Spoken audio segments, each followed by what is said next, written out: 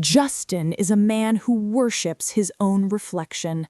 As a top-tier fitness influencer, his teeth aren't just bone, they're his brand. To his 3 million followers, those pearly whites represent discipline, they represent purity, they represent a life without a single stain. Every morning, like a high priest at an altar, Justin performs what he calls his $1 million ritual. 20 minutes of obsessive circular motions, specialized charcoal pastes, a $200 ultrasonic toothbrush that hums with the clinical precision of a Swiss watch. He tells his audience that how you treat your mouth is how you treat your soul. But for the last 7 days, I've been adding a secret chapter to that ritual. Every morning at 5:30 a.m., while the king of clean is still dreaming of his next viral post, I take that expensive, vibrating brush and I go to work. I scrub the lime scale, I scour the hidden yellowing grime tucked under the porcelain rim. I let those bristles soak up every invisible colony of bacteria living in the dark. My name is Helen, and before this week is over, I'm going to show Justin exactly what a fresh start actually tastes like. Before we dive into how Justin's perfect life turned into a medical mystery that baffled his doctors, hit that subscribe button and ring the bell. You won't want to miss how this ends. To the outside world, Justin and I were relationship goals. We lived in a high-end bachelor pad that felt more like a museum than a home. White leather sofas, floor-to-ceiling glass, and a kitchen where the stove was rarely used because everything we ate was clean, raw, or delivered in a plastic prep container. I wasn't just his girlfriend, I was the ghostwriter of his success. I was the one behind the camera, catching his best angles. I was the one editing out his stumbles, brightening his smile in post-production, and managing the relentless tide of fans who thought they knew him. I thought we were a team. I thought the sterile, perfect world we built was our sanctuary. But the thing about perfection is that it's usually a lie. It started with something small, a notification that popped up on our shared iPad while he was in the shower. It wasn't a text from a girl, it was a receipt for a high-end jewelry boutique in a city he supposedly visited for a fitness expo 3 weeks prior. I remember looking at the total, $4,000 for a diamond tennis bracelet. I waited for my birthday, then our anniversary, then Christmas. The bracelet never appeared on my wrist. That tiny crack in the porcelain began to spiderweb. I started looking closer. I noticed the way he'd tilt his phone screen away when he was checking his analytics. I noticed the second phone, the one he claimed was for international brand deals, hidden in his gym bag, wrapped inside a sweaty towel where he knew I'd never look. One night, while he was knocked out from a heavy dose of melatonin, I used his thumb to unlock it. I expected to find one girl. I found a dozen. It wasn't just cheating, it was a curated second life. He had a different persona for each of them. To some, he was the lonely bachelor. To others, he was the grieving widower. He was selling a version of himself to everyone, including me. He wasn't just a fitness influencer, he was a professional con artist, and his purity was the biggest scam of all. As I sat there in the glow of that hidden screen, watching him sleep, his skin glowing from an expensive night cream, his breath smelling of mint, I felt a wave of nausea. I looked at his mouth, that beautiful, straight-toothed mouth that had whispered, "I love you," while texting another woman, "I can't wait to see you next weekend." I didn't scream. I didn't pack my bags and leave a tear-stained note. That would be too easy for him. He'd just spin a story to his followers about his heartbreak and gain another 100,000 subscribers. No, Justin cared about 2 things, his image and his health.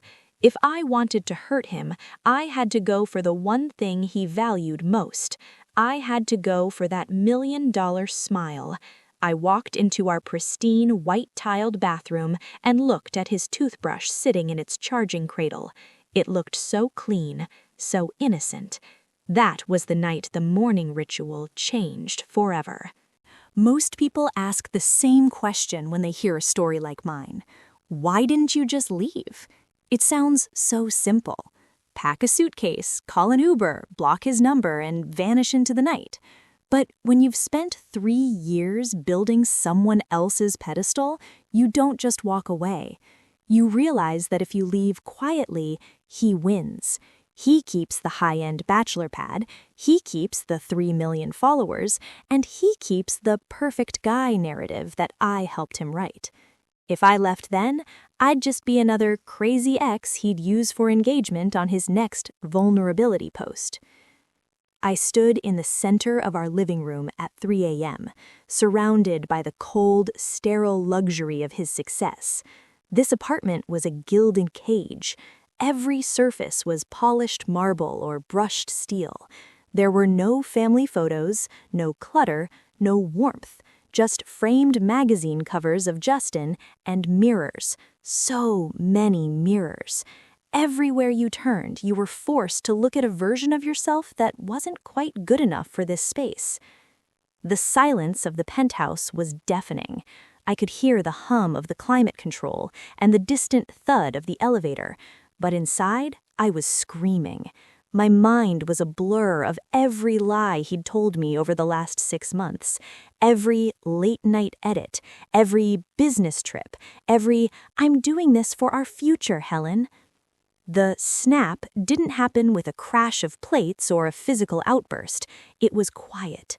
It was a cold, crystalline realization that his betrayal was a secret, so my justice had to be a secret too. He had spent years carefully curating a life of purity while dragging my heart through the mud. It only felt right that I should bring some of that mud into his pristine world. I looked at the bathroom door.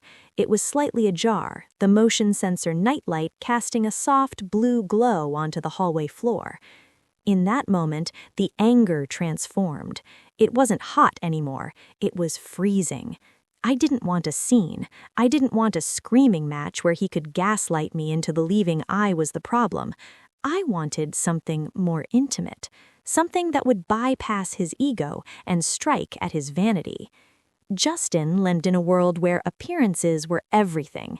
If his skin was clear and his teeth were white, he believed he was a good person. He used hygiene as a shield against his own rot. I walked toward that blue light, my bare feet silent on the cold marble. I wasn't leaving, not yet.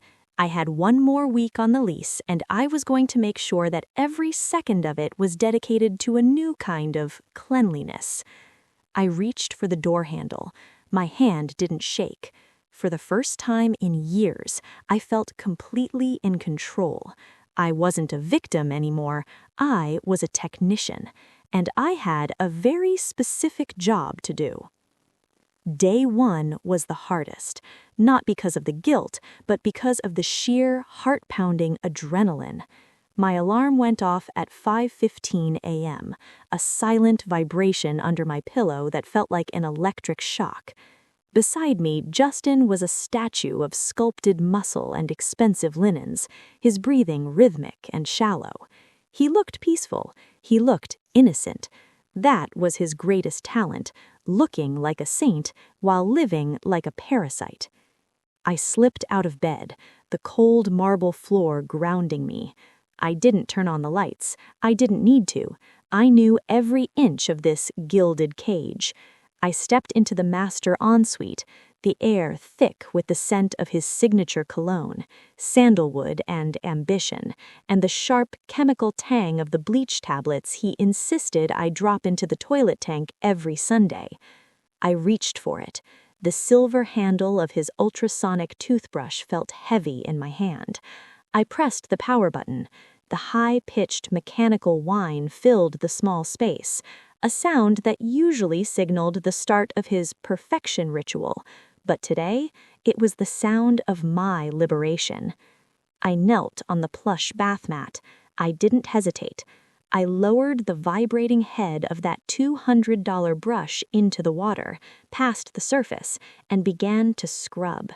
I worked the bristles into the dark crevice under the rim, where the minerals build up and the bacteria colonies thrive in the shadows. I felt the vibration travel up my arm, a physical connection to the filth I was unearthing. I spent exactly 3 minutes on it. Then I rinsed it under the scalding hot tap, dried it with a microfiber cloth so not a single water droplet remained, and placed it back on its magnetic charging base. It looked identical to how I'd found it. It looked pristine. It looked lethal. By day 2, the fear had evaporated, replaced by a cold, clinical satisfaction. When Justin finally rolled out of bed at 6 a.m., I was already in the kitchen, the Vitamix roaring as I prepared his daily internal glow green juice. Kale, cucumber, lemon, and ginger. "Morning, babe," he mumbled, wrapping his arms around my waist from behind. He pressed a kiss to my shoulder, his skin warm and smelling of sleep. "You're an angel. Don't know what I'd do without my support system." I didn't flinch. I just smiled into the refrigerator, handed him the chilled glass, and watched him take a long, deep swallow. "You look tired, Justin," I said, my voice as sweet as the honey I'd refused to put in his drink. "You should go freshen up. You've got that big photo shoot for the supplement brand today. You need that $1 million smile." I stood by the kitchen island, sipping my black coffee, listening. Through the open hallway, I heard it, the buzz, buzz, buzz of the toothbrush. I closed my eyes and imagined those bristles, the ones that had been scouring the underside of a toilet bowl just 45 minutes earlier, now polishing his porcelain veneers. I felt a surge of dark euphoria so strong it made my hands shake. Day 3 was when the irony started to peak. Justin was feeling himself. He spent 10 minutes in front of the hallway mirror, checking his gums, admiring the clarity of his complexion. "I think the new detox is working, Hell," he called out, baring his teeth at his reflection. "My mouth feels different, cleaner, like I'm finally getting rid of all the toxins." I walked over and adjusted his collar, my fingers lingering near his throat. "It's definitely working, Justin. I can see a real change in you. It's like all that hidden dirt is finally coming to the surface." He laughed, that loud, confident influencer laugh, and kissed me right on the mouth. Usually I would have melted. Now I just held my breath, counting the seconds until he pulled away. I could taste the mint of his toothpaste, but underneath it, my mind could only conjure the image of the limescale and the stagnant water. I was the perfect doting girlfriend. I fluffed his pillows, I managed his posting schedule, and I told him he had never looked better. I was the architect of his ego, building it higher and higher, knowing exactly how far it had to fall. I wasn't just scrubbing a toilet, I was scrubbing away the person I used to be, the one who took his lies and asked for seconds. The mask was on tight, and behind it, I was finally starting to enjoy the view. By the 4th day, the routine felt like a religious observance, but secrets have a way of demanding a high price, and the adrenaline that had fueled me was beginning to fray into a jagged, high-strung paranoia. Every floorboard creak sounded like a gunshot. Every shift in the bedsheets made my heart hammer against my ribs like a trapped bird. The first heart stopper happened on a Tuesday. The sun hadn't even begun to bleed through the blackout curtains when I was in the master ensuite, kneeling on the cold marble. I had the brush deep in the porcelain curve of the toilet, the mechanical whir of the motor echoing off the tiles. I was lost in the focused, rhythmic scrubbing of the grime when I heard it, a heavy footfall right outside the bathroom door. My blood turned to ice. Justin never woke up before 6 a.m. His recovery sleep was sacred. But there he was. I saw his shadow break the sliver of light under the door. "Hell, you okay in there?" His voice was thick with sleep, but curious. I had 3 seconds. In one fluid, panicked motion, I pulled the brush from the toilet, plunged it into the sink, and hit the faucet. I grabbed a spare microfiber cloth and began frantically scrubbing the chrome faucet with his $200 toothbrush.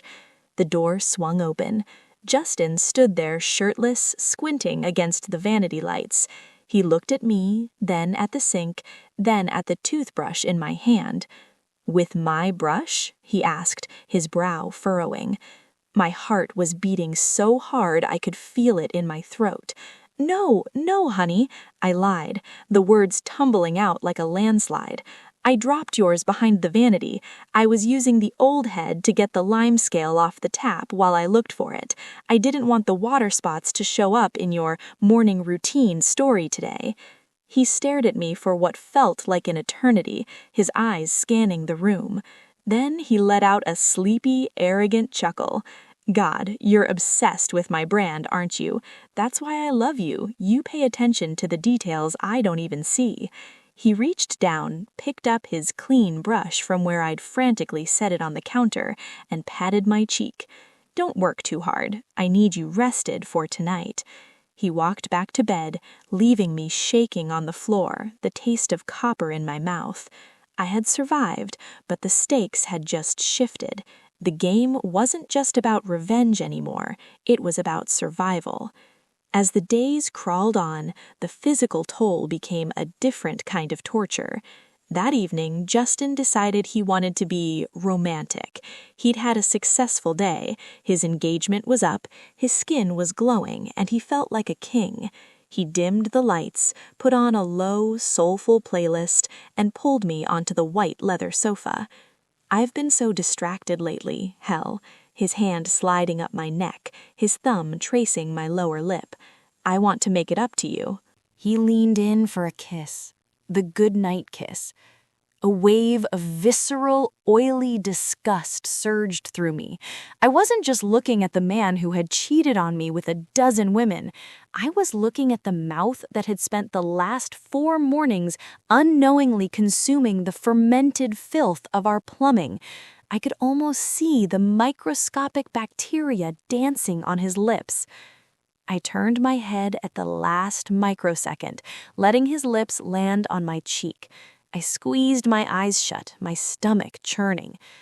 "I'm so sorry, Justin," I gasped, sounding genuinely pained because I was. I think I'm coming down with that bug you mentioned. My throat is incredibly sore. I don't want to give it to you and ruin your shoot tomorrow." He pulled back, a flash of annoyance crossing his face before his caring boyfriend mask slid back on. "Right, yeah, we can't have me getting sick. My throat's been a little scratchy too, actually. Probably just the weather." He went to sleep, but I stayed awake for hours, staring at the ceiling. I was living in a nightmare of my own making. I was the one holding the secret, but the secret was starting to hold me. I was repulsed by his touch, nauseated by his presence, and yet I couldn't stop. The justice was too sweet to abandon, even if the cost was my own sanity. Do you think Helen went too far, or is this the ultimate justice? Let me know in the comments. I'm reading every single one. By the morning of day 5, the invisible was finally becoming visible. It started during breakfast. Justin was mid-sentence, bragging about his latest reel's reach, when he suddenly winced and gingerly touched his jaw. He ran his tongue over his front teeth, his brow furrowed in a way I hadn't seen before. "Is there something on my gum?" he asked, leaning toward me. "It feels hot, like a tingle." I leaned in, squinting with the faux concern of a devoted partner. In reality, I was looking for the first bloom of my labor. And there it was, a faint, angry redness creeping along the base of his teeth. "Probably just a canker sore, babe. You've been working so hard. Your immune system is probably just stressed." But by day 6, stressed didn't cover it. The tingle had evolved into a throbbing, relentless soreness. Justin, the man who treated a single pimple like a national emergency, was spiraling into a full-blown panic.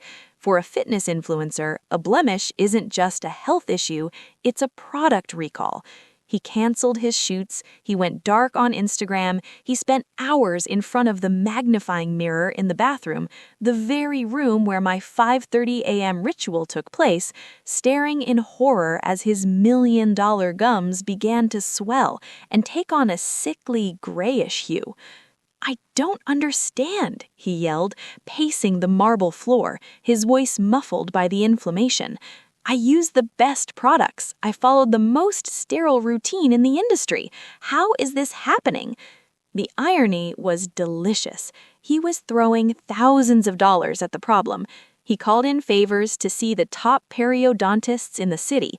He bought 3 different types of high-end mouthwashes, using them 6 times a day, not realizing he was just rinsing his mouth before I reapplied the toxins the following morning. I sat in the waiting room of a world-renowned dental specialist on Friday afternoon, when Justin was behind closed doors. When he finally came out, he looked pale. The doctor followed him, looking more baffled than I'd ever seen a medical professional. "It's the strangest presentation I've seen in 20 years, the doctor told us, looking over his clipboard. "The infection is aggressive, but the strain of bacteria? It's not something we typically see in the human mouth. It's a variety of Pseudomonas and E. coli, usually associated with stagnant water, plumbing, the kind of biofilm you'd find in an old drain or a septic system." The doctor looked at Justin's pristine outfit and then at our relationship goal aesthetic. "Do you swim in open reservoirs? Do you have a habit of chewing on household objects?" Justin looked insulted. "I don't even drink tap water," he snapped. I had to bite the inside of my cheek to keep from laughing. I reached out and squeezed his hand, my voice trembling with sympathy. "It's okay, Justin. We'll figure this out. Maybe the apartment pipes are just old." The doctor prescribed a heavy-duty course of antibiotics and a clinical-grade rinse, but I knew it wouldn't matter. The antibiotics were fighting a war on the inside, but every morning I was reinfecting the front lines. He was terrified. He was humbled. For the first time in his life, Justin couldn't charm or buy his way out of mess. He was literally rotting from the mouth out, and the harder he tried to clean himself, the deeper the secret filth went. We're reaching the climax.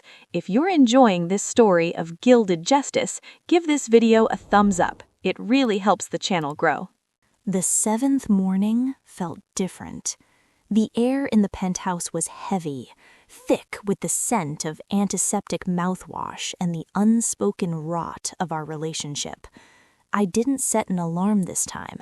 I didn't need to. I had been awake since 4 a.m., watching the digital clock on the nightstand flicker like a countdown. I performed the ritual one last time. It was a victory lap. I was no longer afraid of being caught. In fact, part of me craved it. I wanted him to walk in just so I could see the moment the realization hit his eyes, the moment he understood that the clean life he'd built was actually a monument to filth. But the door stayed shut. The only sound was the familiar, aggressive hum of the toothbrush against the porcelain. An hour later, I stood in the kitchen doorway, leaning against the cold frame, watching him. Justin was a shell of the man he'd been a week ago. He was hunched over the vanity mirror, frantically dabbing high-coverage foundation onto his jawline.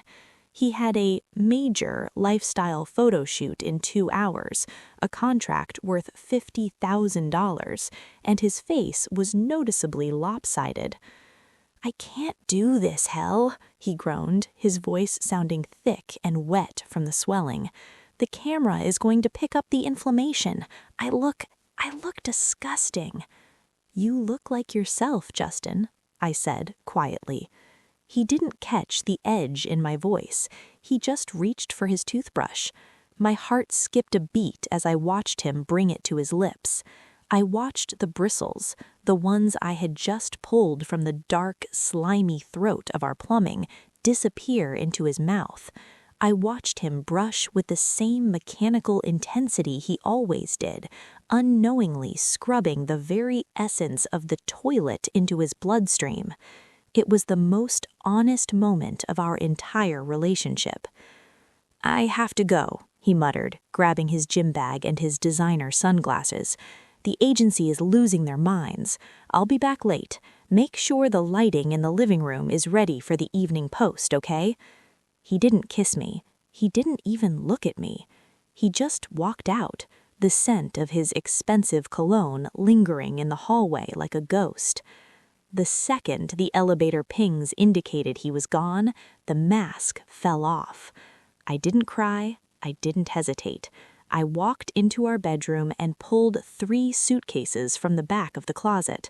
I didn't take everything, only what was mine before him. The designer clothes he'd bought me to fit the brand, I left them hanging like empty skins. The jewelry, I left it on the dresser. Packing took 40 minutes. The penthouse looked exactly the same, yet it felt completely hollowed out. Before I rolled my bags to the door, I made one final stop in the bathroom. I reached into my bag and pulled out a brand new, unopened toothbrush, the cheapest one I could find at the corner pharmacy. I took it out of the plastic and set it on his charging base, right where the old one used to sit. I took the old brush, the one that had done the work, and tossed it into the trash can, right on top of a pile of used tissues and empty supplement bottles.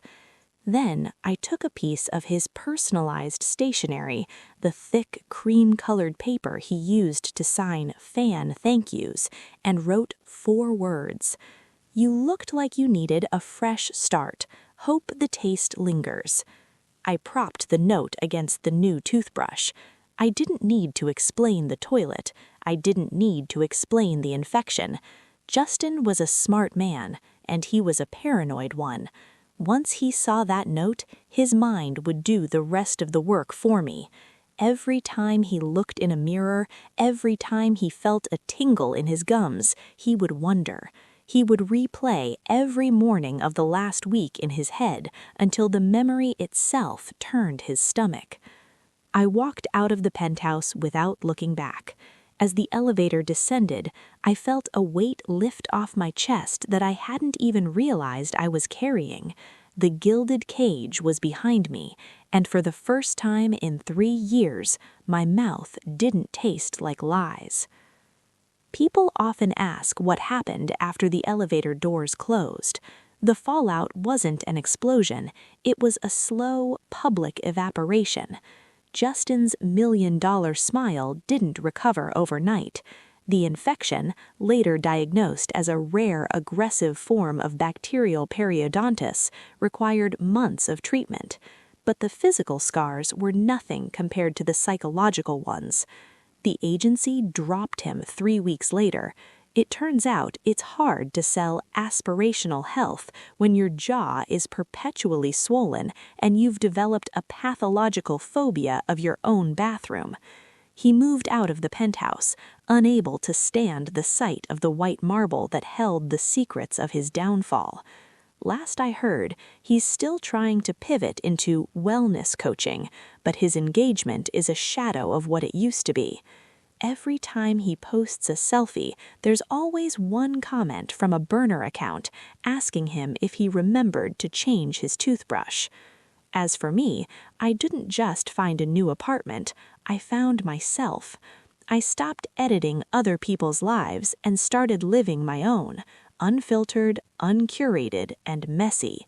I realized that for years I was so busy polishing his image that I let my own soul get tarnished. I don't feel guilty. Some might call what I did cruel, but in a world where men like Justin can lie with a clean conscience, sometimes the only way to get justice is to make them taste the truth.